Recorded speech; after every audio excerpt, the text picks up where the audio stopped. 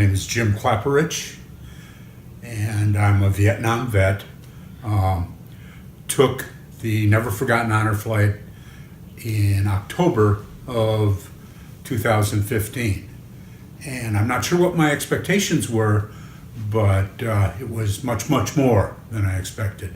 I'd seen monuments and memorials in D.C. before, but this time I was there with a group of veterans, and it was so much different.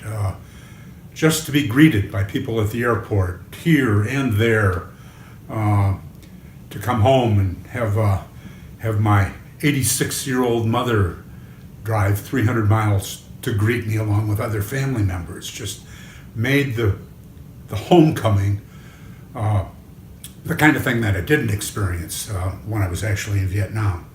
I was moved enough by the honor flight so that I immediately volunteered to help other veterans, and then also went as a guardian in October of 2016. Okay.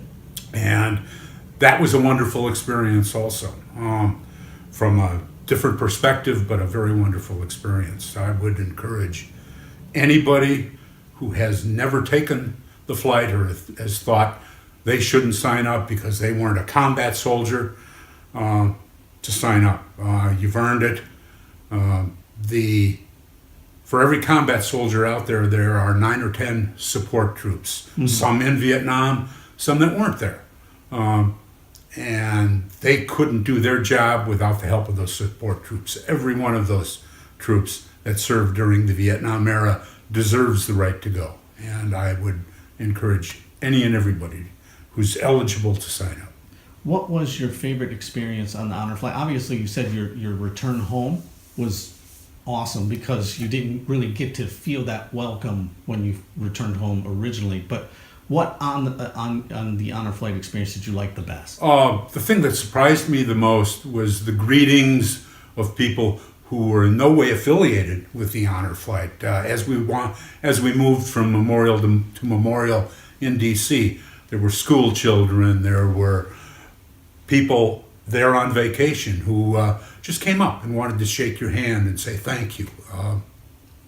The kind of thing I never expected. I expected the Vietnam Memorial to be a difficult thing for me, and it was less difficult than I thought it was going to be. But the most rewarding thing was the greetings from other people.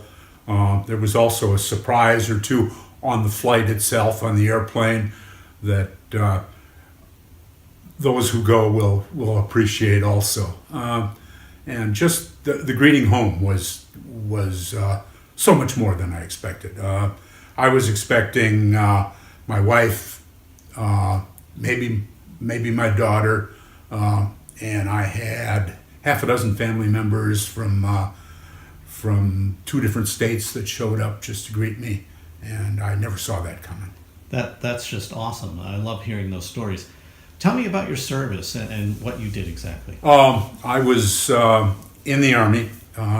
It was in Vietnam in 1969 and 1970, served with 101st Airborne Division, was what they called a LRP, long-range reconnaissance patrols. We went out in groups of 6, typically, by helicopter, gathered intelligence on troop movements, and then reported back.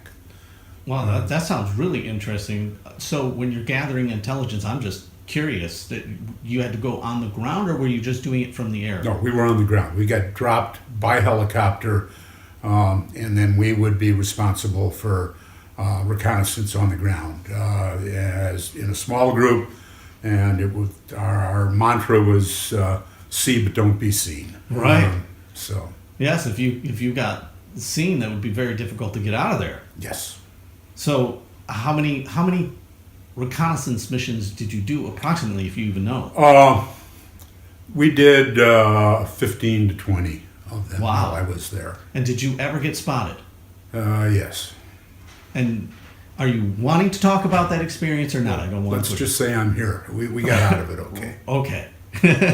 So, what would you say to people who say, I didn't see any action like that. And I don't feel like maybe I should go, because I know that goes through some people's minds.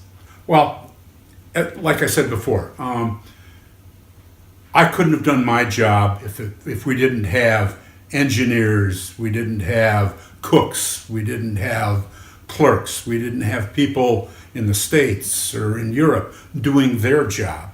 All of that made my job easier. All the support troops were essential to combat troops getting the job done. And it's a team effort. Anybody who's ever been in the military understands that concept. And without the team, nothing gets done.